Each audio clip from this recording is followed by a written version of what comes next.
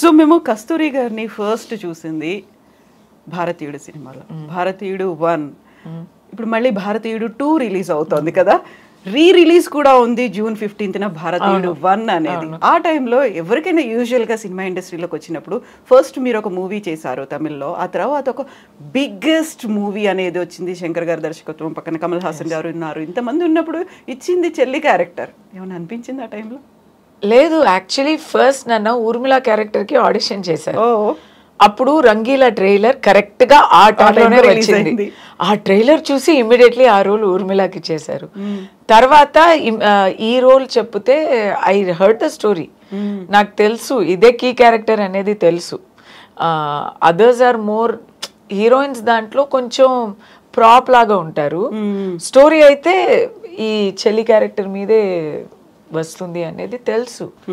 And ఇంకో మాట, అలాంటి అదృష్టం ఎప్పుడు దొరుకుతుందని, see the combination, Kamal Haasan గారు, శంకర్ గారు, ప్రొడ్యూసర్ అయితే super star producer AM Ratnam గారు, camera is Jeeva. Again so many movies ఇక్కడ కూడా చేశారు, సో మెనీ.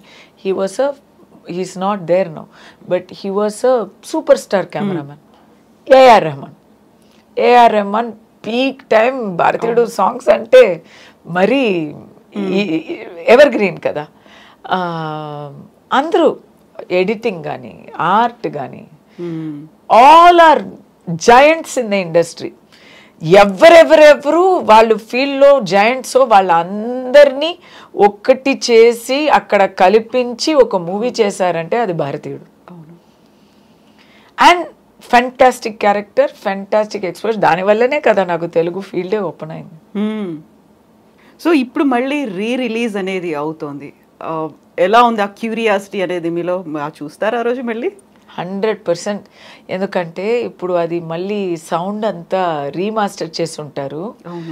అప్పుడు ఆ పూటల్లోనే వినటానికి అంత బాగా ఉండే ఒక మూవీ. సాంగ్స్ అయినా సరే, డైలాగ్స్ అయినా సరే, చాలా ఆ కమల్ వాయిస్ వినటానికే అంత బాగుంటుంది.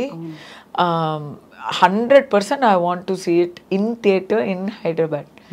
అప్పుడు రిలీజ్ అయ్యే సమయంలో నేను హిందుస్థానీ హిందీలో చూశాను, ఇండియన్ తమిళ్లో చూసినాను. భారతీయుడు ఇంకా చూడలే, తెలుగులో చూడలేదు, ఇప్పుడే చూడబోతున్నా. And to talk of that song, ఆ సాంగ్ ఎలా ఉంది అని నాకే క్యూరియస్ గా ఉంది. ఆ పచ్చని చిలుకలు, ఆ సాంగ్ అయితే చూడ్డానికి ఎంత సరదాగా ఉంటుంది, ఎంత లవ్లీగా ఉంటుంది కదా. బట్ తీయడానికి ఇట్ వాస్ అ తపస్య లాగా. కమల్ గారు వస్తారండి, 3 o'clock వస్తారండి. 3 నుంచి 3 hours 4 hours ఆ మేకప్కి. సుకన్యకి కూడా సేమ్ ఆ మేకపే. ఇద్దరికి మేకప్ చేసి సెట్కి రావడానికే అయిపోతుంది 8:30 9. It will be there only for 2 hours. ఆ మేకప్, రబ్బర్ మేకప్, అది కరిగిపోతుంది. సో ఆ 2 hours లో అన్నీ చేసేయాలి, వాళ్ళిద్దరికి అన్నీ చేసేయాలి, మిగతా అంతా తర్వాత చేసుకుంటాం. చాలా కష్టం అండి ఎవ్రీడే. ఏ డెడికేషన్ అంటే కమల్ గారు, అప్పుడు కమల్ గారికి ఏముంది, ఇంత కష్టపడ్డాలని ఏముంది, ఆయన ఏమో ఉలగ నాయకన్, ఓకే, పద్మశ్రీ. అప్పుడే ఆయన చేయాల్సిన చెయ్యలేని విషయాలే ఏమీ లేవు అన్నమాట. ఇండియన్ టైంలో 20 years ముందు, 1996 కదా, అప్పుడు 30 years, ఇప్పుడు 28 కదా. ఏముంది, he doesn't have to go to such extent. He's torturing himself and acting. అది చూసి నాకు బిగినింగ్ టైం, అప్కమింగ్, అది చూసి నేను నేర్చుకున్నది ఏంటంటే డెడికేషన్, హార్డ్ వర్క్. సినిమాలో ఎంత హార్డ్ వర్క్ చేస్తారో, ఎంత డిసిప్లిన్గా ఉంటారో, అంత సినిమా మీకు రివార్డ్ ఇస్తుంది. అందరూ అనుకుంటారు సినిమా అంటే హ్యాపీగా రేవ్ పార్టీస్ వెళ్ళి హ్యాపీగా ఏం జాలీగా ఉండి గాసిప్లో వచ్చినట్టు ఏదో అంత కాంప్రమైజెస్ చేసుకొని కాదండి. కాదు, you have to be very discipline, otherwise you cannot make a movie. ఎంత అండి, ఒక వివాహం చేసినట్టు అంతా మందిని కలపడం, వాళ్ళతో ఫస్ట్ పని చేయించుకోవడం, ఇదంతా అది ఈజీ కాదు అది. So if you're happily drinking partying అవ్వదు. అందరూ అనుకుంటారు ఇక్కడ ఇప్పుడు అదే కదా ఫ్యాషను. సినిమా వాళ్ళంటే ఎవ్రీబడి ఈజ్ పార్టీయింగ్ అని చెప్తున్నారు కదా. If people are party 6 o'clock shooting తర్వాత నేను వెళ్ళి పార్టీ చేసుకున్నాను అనుకోండి, నెక్స్ట్ డే షూటింగ్ అవుతుందా? అవుతుందా? డైరెక్టర్, ప్రొడ్యూసర్ కోట్లు ఇన్వెస్ట్ చేసి if is not taking care of the project, ఏమవుతుంది ప్రాజెక్టు? డైరెక్టరు నెక్స్ట్ డేకి ఇప్పుడే ప్రిపేర్ అవ్వకపోతే ఏమవుతుంది?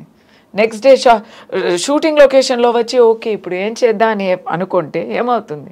ఆర్టిస్టులకి హ్యాంగ్ ఓవర్, ఆర్టిస్టులు ఇలా సెట్కి వస్తే ఏమవుతుంది? ఆర్టిస్టులకే ఇంకా కష్టం. అట్లీస్ట్ వాళ్ళైనా ఏదో తలక పట్టుకొని చెయ్యొచ్చో ఏమో కానీ ఆర్టిస్ట్ ఫేస్లో తెలిసిపోతుంది, దొరికిపోతారు. So it's not possible. Exactly. Bharateeyudu 2 రాబోతోంది. ఎలా ఉంది? ఆ ఈగర్నెస్ అనేది కనిపిస్తోందా? లేకుంటే ఇందులో మీరున్నారా? లేరు కదా. నేను ఫస్ట్ పార్ట్లోనే చంపేశారు. లేదా అండి, నిజం చెప్పనా, కొంచెం పొలిటికలీ ఇన్కరెక్ట్ అయినా పర్లేదు. భారతీయుడు 2 ఎప్పుడు రాపోతుంది అని ఎదురు చూస్తున్న ఆ టైం పోయింది.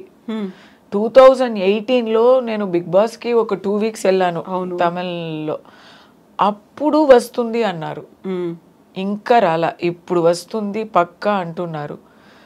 We are almost waiting for 7 years. ఇప్పుడు వస్తే చాలానే అయిపోయింది. ఎంత డేటెడ్గా ఉంటుందా అని చాలా భయం వేస్తుంది.